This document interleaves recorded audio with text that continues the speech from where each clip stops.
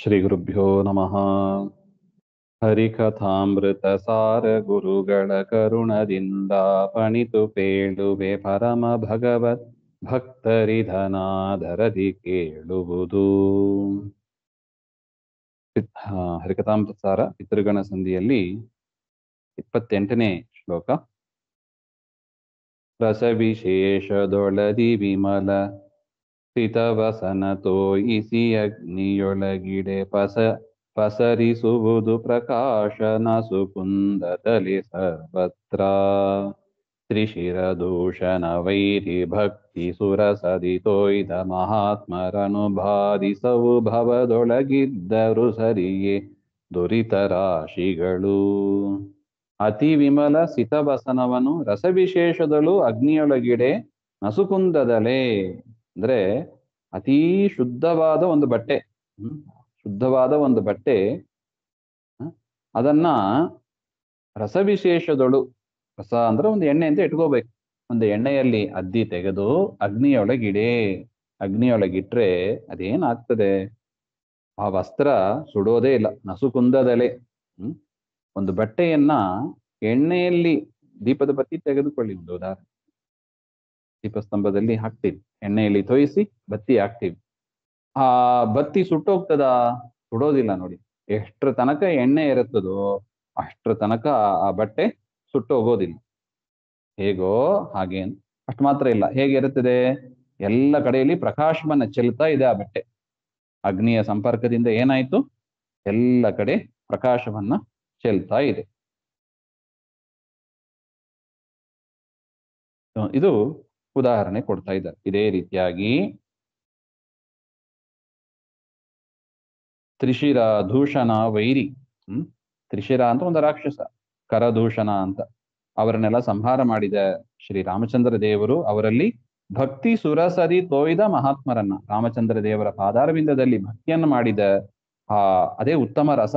ಭಕ್ತಿ ಎನ್ನುವ ಉತ್ತಮ ರಸದಲ್ಲಿ ಈ ಶರೀರವನ್ನ, ಇಂದ್ರಿಯಗಳನ್ನ, ಮನಸ್ಸನ್ನ ತೋಯಿಸಿದ ಆ ಜೀವ ಇದ್ದಾನಲ್ಲ, ಅವನು ಭವದೊಳಗಿದ್ದರೂ ಸರಿ, ಸಂಸಾರದಲ್ಲಿ ಇದ್ದರೂ ಸರಿ, ದುರಿತ ರಾಶಿಗಳು ಬಾಧಿಸವು, ಅವನನ್ನ ಪಾಪ ರಾಶಿಗಳು ಬಾಧಿಸದು ಅಂತ ಹೇಳ್ತಾರೆ ನೋಡಿ. ಪರಮಾತ್ಮನಲ್ಲಿ ಮನಸ್ಸಿಟ್ಟು ಬಿಟ್ರೆ ನಮಗೆ ಯಾವ ಪಾಪಗಳು, ಅಡ್ಡಿ ಆತಂಕಗಳು, ಅದರ ತೊಂದರೆ ಆಗೋದಿಲ್ಲ ನೋಡಿ. ಆ ಎಣ್ಣೆ ಇದ್ದದ್ದಕ್ಕೆ ಏನಾಯ್ತು? ಆ ಅಗ್ನಿ ಮಧ್ಯದಲ್ಲಿ ಇದ್ರೂ ಕೂಡ ಆ ಬತ್ತಿ ಸುಟ್ಟೋಗ್ಲಿಲ್ಲ ನೋಡಿ. ಎಷ್ಟು ಒಳ್ಳೆ ತತ್ವ ನೋಡಿ. ಡೈಲಿ ದೀಪ ಮುಡಿಸ್ತೀವಿ, ಎಣ್ಣೆ ಹಾಕ್ತೀವಿ, ಬತ್ತಿ ಇಡ್ತೀವಿ, ಅದರಿಂದ ಒಂದು ಪಾಠವನ್ನ ದೇವರು ಕಲಿಸಿಕೊಟ್ಟಿದ್ದಾನೆ. ನಮಗೆ ಗೊತ್ತಿಲ್ಲ, ಅದು ಗುರುಗಳು ತೋರಿಸಿಕೊಡ್ತಾ ಇದ್ದಾರೆ. ಡೈಲಿ ಬತ್ತಿ ಎಣ್ಣೆಯಲ್ಲಿ ಅದ್ದಿ ದೀಪ ಹಚ್ತೀವಿ, ಆ ಬತ್ತಿಯಿಂದ ನಮಗೊಂದು ಪಾಠ ಅಂತ ಹೇಳ್ತಾರೆ. ಅಗ್ನಿ ಸುಡ್ತಾ ಇದೆ, ಅದೇ ಎಣ್ಣೆ ಇಲ್ಲದಿದ್ರೆ ಆ ಒಂದು ಹತ್ತಿ ಒಂದು ಕ್ಷಣ ಸಾಕು ಸುಟ್ಟೋಗ್ತದೆ. ಆದರೆ ಅಗ್ನಿ ಸುಟ್ಟರೂ ಕೂಡ ಎಣ್ಣೆ ಇದ್ದದ್ದರಿಂದ ಏನಾಯ್ತು? ಆ ಬಟ್ಟೆಗೆ ಏನು ಆಗ್ಲಿಲ್ಲ. ಎಣ್ಣೆ ಇರುವ ಕಾಲ ಏನೂ ಆಗ್ಲಿಲ್ಲ. ಎಣ್ಣೆ ಎಲ್ಲ ಬತ್ತಿ ಹೋಯ್ತು, ಎಣ್ಣೆ ಎಲ್ಲ ಖಾಲಿ ಆಯ್ತು, ಬತ್ತಿ ಸುಟ್ಟೋಗ್ತು. ಆ ಎಣ್ಣೆಯ ಸ್ಥಾನದಲ್ಲಿ ಇರೋದು ಯಾವುದು? ಭಕ್ತಿ ರಸ. ಆ ಭಕ್ತಿ ರಸ ದೇವರ ಪಾದಾರವಿಂದದಲ್ಲಿ, ಶ್ರೀರಾಮಚಂದ್ರನ ಪಾದಾರವಿಂದದಲ್ಲಿ ಮನಸ್ಸು ಇಟ್ಟು ನಾವಿರುವ ತನಕ ನಮಗೆ ಯಾವ ಪಾಪಗಳ ಬಾಧೆಯೂ ಆಗೋದಿಲ್ಲ. ಯಾವಾಗ ರಾಮಚಂದ್ರನಿಂದ ಅಥವಾ ದೇವರನಿಂದ, ಕೃಷ್ಣನಿಂದ ಮನಸ್ಸನ್ನ ತೆಗೆದು ಬೇರೆ ಕಡೆ ವಿಷಯದಲ್ಲಿ ಹಾಕ್ತೀವಿ, ಭಕ್ತಿ ಖಾಲಿ ಆಯ್ತು, ಆವಾಗ ಎಣ್ಣೆ ಖಾಲಿ ಆಯ್ತು, ಆವಾಗ ಹೇಗೆ ಬತ್ತಿ ಬಟ್ಟೆ ಅದು ಸುಟ್ಟು ಹೋಗ್ತದೆ, ಅದೇ ತರ ನಾವು ಕೂಡ ನಾಶವನ್ನು ಹೊಂದುತ್ತೀವಿ. ಅದರಿಂದ ಎಂದಿಗೂ ಕೂಡ ಪರಮಾತ್ಮನ ದಾಸರು ಪರಮಾತ್ಮನಿಂದ ಮನಸ್ಸನ್ನ ತೆಗಿಬಾರದು. ಪರಮಾತ್ಮನಿಂದ ಮನಸ್ಸನ್ನ ತೆಗೆದರೆ ನಾವು ಡೇಂಜರ್ ಝೋನಿಗೆ ಎಂಟರ್ ಆಗ್ತಾ ಇದ್ದೀವಿ. ಇದು ಸೇಫ್ ಝೋನ್, ಸುಖವಾಗಿ ಇರ್ಬೋದು, ಯಾವ ಪಾಪಗಳು ನಮ್ಮನ್ನ ಏನು ಮಾಡೋದಿಲ್ಲ. ಪರಮಾತ್ಮನಲ್ಲಿ ಮನಸ್ಸಿಟ್ಟ ತನಕ ಯಾವ ಪಾಪಗಳು ಏನು ಮಾಡೋದಿಲ್ಲ. ಎಣ್ಣೆ ಇದ್ದಾಗ ಭಕ್ತಿ ಏನು ಆಗೋದಿಲ್ಲ, ಉರಿತಾ ಇರ್ತದೆ ಅದ್ರ ಪಾಡಿಗೆ, ಆದ್ರೂ ಭಕ್ತಿಗೆ ಏನು ಆಗೋದಿಲ್ಲ. ಅದೇ ತರ ಪರಮಾತ್ಮನಲ್ಲಿ ಮನಸ್ಸಿಟ್ಟರೆ ನಮಗೆ ಯಾವ ತೊಂದರೆಯೂ ಇಲ್ಲ. ಅದರಿಂದ ಪರಮಾತ್ಮನಿಂದ ಮನಸ್ಸನ್ನು ತೆಗಿಬಾರದು ಎಂಬ ಅದಕ್ಕೆ ಒಂದು ಅದ್ಭುತವಾದ ಒಂದು ದೃಷ್ಟಾಂತವನ್ನ ಗುರುಗಳು ನಮಗೆ ತಿಳಿಸಿಕೊಡ್ತಾ ಇದ್ದಾರೆ. ವಾರಿ ನಿಧಿಯೊಳಗ ಕಿಲ ನದಿಗಳು ಬೇರೆ ಬೇರೆ ನಿರಂತರದಲ್ಲಿ ವಿಹಾರಗೈಯೂತ ಪರಮ ಮೋದದಲ್ಲಿ ಇಪ್ಪತೆರೆನಂತೆ ಮೂರು ಗುಣಗಳ ಮಾನಿ ಎನಿಸುವ ಶ್ರೀರಮಾರೂಪಗಳು ಹರಿಯಲಿ ತೋರುತಿಪ್ಪವು ಸರ್ವಕಾಲದಿ ಸಮರಹಿತವೆನಿಸಿ. ನದಿ, ಆ ಎಲ್ಲಾ ನದಿಗಳು ಕೂಡ ನಾವು ನೋಡ್ತೀವಿ, ಗಂಗಾ, ಯಮುನಾ, ಕಾವೇರಿ, ಎಲ್ಲಾ ನದಿಗಳು ಕೂಡ ಸಮುದ್ರದಲ್ಲಿ ಹೋಗಿ ನಿರಂತರ ಸೇರ್ತಾ ಇರ್ತವೆ. ಸೇರಿದರೂ ಕೂಡ ಆ ಬೇರೆ ಬೇರೆ ವಿಹಾರಗೈಯುತ ಪರಮಬೋಧದಲ್ಲಿ ಇಪ್ಪತೆರೆದಂತೆ. ಎಲ್ಲಾ ನದಿಗಳು ಕೂಡ ಸಮುದ್ರದಲ್ಲಿ ಸೇರಿದರೂ ಕೂಡ ತನ್ನ ಅಂಶವನ್ನು ಕಳ್ಕೋದಿಲ್ಲ, ಬಿಡೋದಿಲ್ಲ. ಅದು ಸಂತೋಷವಾಗಿಯೇ ನದಿಗಳೇ ಸಮುದ್ರದಲ್ಲಿ ಹೋಗಿ ಸೇರುತ್ತವೆ. ನದ್ಯಾಭಿಮಾನಿ ದೇವತೆಗಳು ಕೂಡ ಸಂತೋಷದಿಂದಲೇ ಇರ್ತಾರೆ. ಸಮುದ್ರದಲ್ಲಿ ಹೋದೆ, ಮುಳುಗಿದೆ ಹಾಗೆ ಅಂತ ಅವರಿಗೆ ದುಃಖ ಆಗೋದಿಲ್ಲ.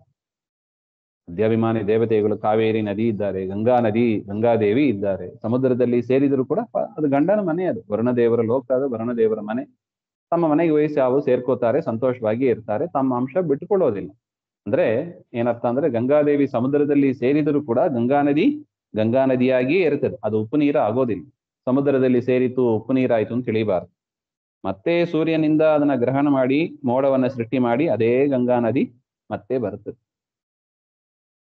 ಅದರಿಂದ ಸಮುದ್ರದಲ್ಲಿ ಸೇರಿದರೂ ಕೂಡ ತಮ್ಮ ತನವನ್ನ ಕಳ್ಕೊಳ್ಳದೆ ಸಂತೋಷವಾಗಿ ನದಿಗಳು ಇರುವಂತೆ ಮೂರು ಗುಣಗಳ ಅಭಿಮಾನಿ ಎನಿಸುವ ಸತ್ವಗುಣ, ರಜೋಗುಣ, ತಮೋಗುಣ, ಇದು ಪ್ರಕೃತಿಯ ಮೂರು ಗುಣಗಳು. ಅದಕ್ಕೆ ಅಭಿಮಾನಿಯಾದವರು ಲಕ್ಷ್ಮೀದೇವಿ ಮೂರು ರೂಪದಿಂದ, ಶ್ರೀ, ಭೂ, ದುರ್ಗಾ ಹಾಗೆ. ಸತ್ವಗುಣ, ರಜೋಗುಣ, ತಮೋಗುಣಗಳಿಗೆ ಅಭಿಮಾನಿಯಾದ ಲಕ್ಷ್ಮಿಯ ರೂಪ ಶ್ರೀ, ಭೂ, ದುರ್ಗಾ ಹಾಗೆ ಅಂತ. ಆ ರೂಪದಲ್ಲಿ ಹರಿಯಲಿ ಸರ್ವಕಾಲದಲ್ಲಿ ಸಮರಹಿತವೆನಿಸಿ, ಪರಮಾತ್ಮ ಎಲ್ಲೆಲ್ಲಿದ್ದಾನೋ ಆ ಲಕ್ಷ್ಮೀದೇವಿಯು ಕೂಡ ಆ ಎಲ್ಲಾ ಕಾಲದಲ್ಲೂ ಎಲ್ಲಾ ದೇಶದಲ್ಲೂ ಇದ್ದಾರೆ. ಪ್ರಳಯ ಕಾಲ ಬಂತು, ಲಕ್ಷ್ಮೀದೇವಿಯೂ ಇದ್ದಾರೆ, ಪರಮಾತ್ಮನೂ ಇದ್ದಾನೆ, ಲಕ್ಷ್ಮೀದೇವಿಯೂ ಇದ್ದಾರೆ. ಎಲ್ಲಾ ದೇಶ, ಪ್ರಳಯ ಜಲದಲ್ಲೂ ಕೂಡ ಲಕ್ಷ್ಮೀದೇವಿಯೂ ಇದ್ದಾರೆ, ಪರಮಾತ್ಮನೂ ಇದ್ದಾನೆ, ಲಕ್ಷ್ಮೀದೇವಿಯೂ ಇದ್ದಾರೆ. ದೇಶ ಕಾಲ ಸಮಲೋ, ಗುಣದಲ್ಲಿ ಮಾತ್ರ ಪರಮಾತ್ಮನಿಗಿಂತ ಅನಂತಪಟ್ಟು ಕಡಿಮೆಯಾಗಿ ಲಕ್ಷ್ಮೀದೇವಿ ಇದ್ದಾರೆ. ಆದರೆ ದೇಶಕಾಲದಿ ಎಲ್ಲ ಕಡೆ ಇದ್ದಾರೆ. ಸರ್ವಕಾಲದಿ ಸಮರಹಿತವೆನಿಸಿ ತೋರುತಿಪ್ಪವು, ತೋರ್ತಾಳೆ ಅಂತ ಲಕ್ಷ್ಮೀದೇವಿಯ ಒಂದು ವಿಚಾರವನ್ನು ಕೂಡ ಇಲ್ಲಿ ಹೇಳ್ತಾರೆ. ಗೋಕಣದ ಸಕನುತಯ ಕೂಗವ ಲೋಕನಕೆ ಸೊಗಸದಿರೆ ಭಾಸ್ಕರ ತಾಕಳಂಕನೆ ಕೃತಿಪ ಜಗನ್ನಾಥನಿದರುಳಿರೆ.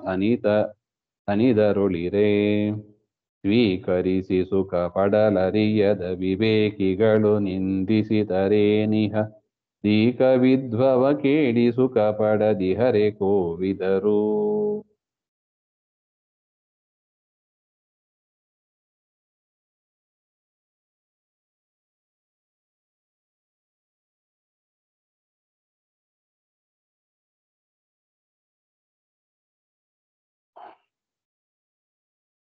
ಗೋಕಣದ ಸಖ ಅಂದ್ರೆ ಗೋಕಣ ಅಂದ್ರೆ ತಾವರೆಯ ಗೆಳೆಯ. ಅಂದ್ರೆ ತಾವರೆ, ಕಮಲದ ಹೂವು, ಅದು ಹರಳೋದು ಯಾವಾಗ? ಸೂರ್ಯ ಬಂದಾಗ. ಸೂರ್ಯ ಬಂದಾಗ ಹರಳೋದು ತಾವರೆ. ಆದರೆ ಕೂಗವ ಲೋಕನಕ್ಕೆ ಸೊಗಸದಿರೆ. ಕೂಗ ಅಂದ್ರೆ ಔಲ್, ಗೂಬೆ ಅಂತಾರೆ ನೋಡಿ. ಆ ಗೂಬೆ ಅದು ಸೂರ್ಯ ಬಂದ ಕೂಡಲೇ ಅದಕ್ಕೆ ಸರಿ ಹೋಗೋದಿಲ್ಲ. ಸೂರ್ಯನನ್ನ ಕಾಣೋದೇ ಇಲ್ಲ, ಅದು ಕಣ್ ಕಾಣಿಸೋದಿಲ್ಲ ಅಗುಲೊತ್ತದಕ್ಕೆ. ಆ ರೀತಿಯಾಗಿ ಭಾಸ್ಕರ ತಾ ಕಳಂಕನೆ, ಅದು ಯಾರು ಮಾಡಿದ ತಪ್ಪು? ಒಂದೇ ಸೂರ್ಯ, ಕಮಲ ಅದನ್ನ ನೋಡಿ ಅರಳುತ್ತದೆ, ಆ ಗೂಬೆ ಅದನ್ನ ನೋಡಿ ದುಃಖ ಪಡುತ್ತೆ. ಸೂರ್ಯ ಬಂತಲ್ಲ ಅಂತ ದುಃಖ ಪಡುತ್ತೆ. ಯಾಕೆ? ಮಂದ ಆಗ್ಬಿಡುತ್ತೆ. ಅದು ಸೂರ್ಯನ ತಪ್ಪೇನು? ಇಲ್ಲ. ಸೂರ್ಯ ಒಂದೇ ರೀತಿಯಾಗಿ ಇರ್ತಾನೆ, ಕಿರಣಗಳನ್ನು ಚೆಲ್ತಾ ಇರ್ತಾನೆ. ಅದನ್ನ ನೋಡಿ ತಾವರೆ ಸಂತೋಷ ಪಡುತ್ತದೆ, ಗೂಬೆ ದುಃಖ ಪಡುತ್ತದೆ. ಹೇಗೋ ಹಾಗೆ ಈ ಕೃತಿಯಲ್ಲಿ ಜಗನ್ನಾಥನಿರೆ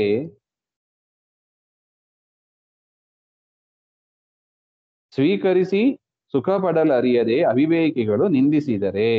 ಈ ಒಂದು ಕೃತಿ ಹರಿಕಥಾಮೃತಸಾರ ಏನಿದೆ, ಇದರಲ್ಲಿ ಪರಮಾತ್ಮನ ಸನ್ನಿಧಾನ ಇದೆ. ಅದನ್ನ ನೋಡಿ ವಿಶೇಷ ಕೃತಿ ಇದು.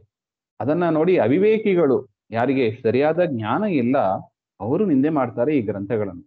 ಹರಿಕಥಾಮೃತಸಾರ ಕನ್ನಡದಲ್ಲಿ ಇದೆ, ಇದೇನು ಓದ್ತೀರಾ ನೀವು ಹಾಗೆ ಅಂತಲ್ಲ. ಅಥವಾ ಬೇರೆ ಒಳ್ಳೇದು ನೋಡಿ, ಈ ಹರಿಕಥಾಮೃತಸಾರ ದೇವರ ವಿಚಾರ ಕೇಳಿ ಮಾಡುವುದೇನೋ, ಟೈಮ್ ವೇಸ್ಟು, ಟಿವಿ ನೋಡಿ, ಆಟ ಆಡಿ, ಹಾಗೆ ಅಂತ ಏನೇನೋ ಹೇಳ್ತಾರೆ.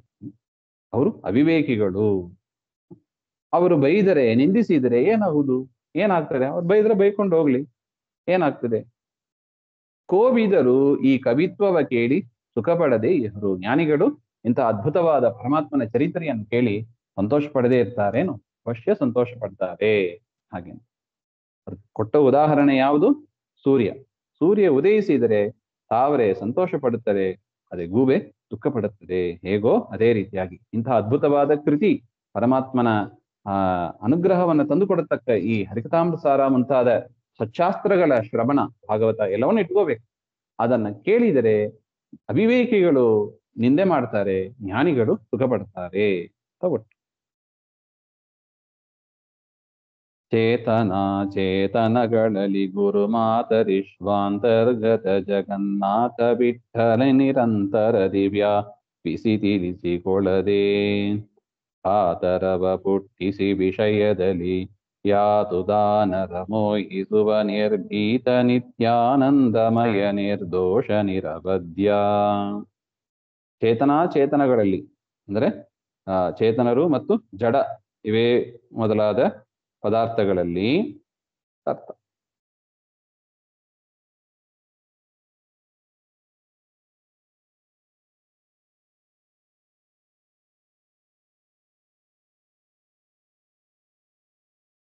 ಒಂದು ನಿಮಿಷ.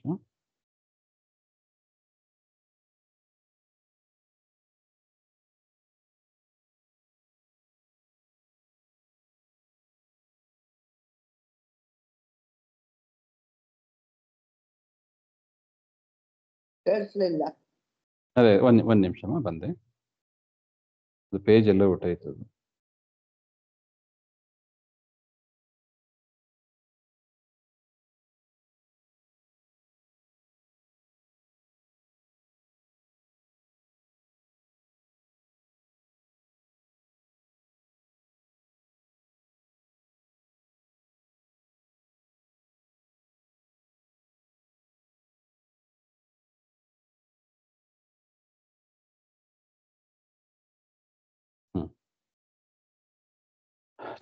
ಚೇತನಗಳಲ್ಲಿ ಗುರು ಮಾತರಿಶ್ವಾಂತರ್ಗತ ಲೋಕ ಗುರುಗಳಾದ ಭಾರತೀರಮಣ ಮುಖ್ಯ ಪ್ರಾಣ ಅಂತರ್ಗತನಾದ ಶ್ರೀ ಜಗನ್ನಾಥ ವಿಠ್ಠಲನು ನಿರಂತರದಿ ವ್ಯಾಪಿಸಿ. ನಿರಂತರದಿ ಮುಖ್ಯ ಪ್ರಾಣ, ನಾಳೆ ನೋಡಿ ಮಧ್ವನವಮಿ, ಶ್ರೀಮನ್ ಮಧ್ವಾಚಾರ್ಯರಲ್ಲಿ ನೆಲೆಸಿದ್ದು ತಿಳಿಸದಲೇ ವಿಷಯದಲ್ಲಿ ಕಾತುರವ ಹುಟ್ಟಿಸಿ, ತಾವು ಇದ್ದಾನೆ ತೋರಿಸಿಕೊಳ್ಳದೆ ಸರ್ವವ್ಯಾಪ್ತನಾಗಿದ್ದು ಎಲ್ಲರಲ್ಲೂ ಇದ್ದಾನೆ.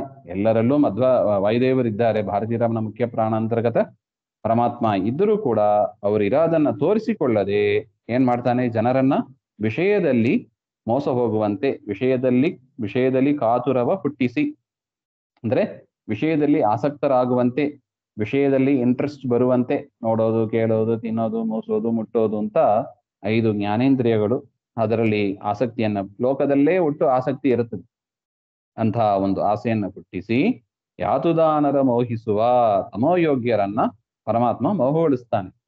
ಅದರಿಂದ ವಿಷಯದಲ್ಲಿ ಆಸಕ್ತಿಯನ್ನ ಪಡೆಯುವವರು ಯಾರು? ತಮೋಯೋಗ್ಯರು. ಆದ್ರೆ ಸಾತ್ವಿಕರು ಅವರು ವಿಷಯದಲ್ಲಿ ಆಸಕ್ತಿಯನ್ನು ತೋರಿಸೋದಿಲ್ಲ, ಅವರು ಪರಮಾತ್ಮನಲ್ಲೇ ಆಸಕ್ತಿಯನ್ನು ತೋರಿಸ್ತಾರೆ. ಈ ರೀತಿಯಾಗಿ ಪರಮಾತ್ಮ ತಮೋಯೋಗ್ಯರನ್ನ ಮೋಹಗೊಳಿಸಿ ನಿರ್ಭೀತ, ಭಯ ಇಲ್ಲದೆ ನಿತ್ಯಾನಂದಮಯ, ಸದಾ ಆನಂದಮಯನಾದ ನಿರ್ದೋಷನಾದ ಪರಮಾತ್ಮ ನಿರವಧ್ಯ, ಪ್ರಾಕೃತ ಗುಣ ಸಂಬಂಧ ಇಲ್ಲದವನಾಗಿ ನಮ್ಮನ್ನ ಅನುಗ್ರಹ ಮಾಡ್ತಾ ಇದ್ದಾನೆ ಅಂತ ಒಟ್ಟು ಅಭಿಪ್ರಾಯ. ಹರಿಕಥಾಮೃತ ಸಾರ ಗುರುಗಳ ಕರುಣದಿಂದ ಪಣಿತು ಪೇಳುವೆ ಪರಮ ಭಗವತ್ ಭಕ್ತರಿದನಾದರದಿ ಕೇಳುವುದು. ಇಲ್ಲಿಗೆ ಪಿತೃಗಣ ಸಂಧಿ ಸಮಾಪ್ತಿಯಾಯಿತು. ಮುಂದಿನದ್ದು ಶ್ವಾಸ ಸಂಧಿ ಅಂತ ಮತ್ತೆ ನೋಡೋಣ. ಶ್ರೀಮಧ್ವಾಂತರ್ಗತ ಶ್ರೀಕೃಷ್ಣಾರ್ಪಣಮಸ್ತು. ಶ್ರೀ ಹರೇ ನಮಃ.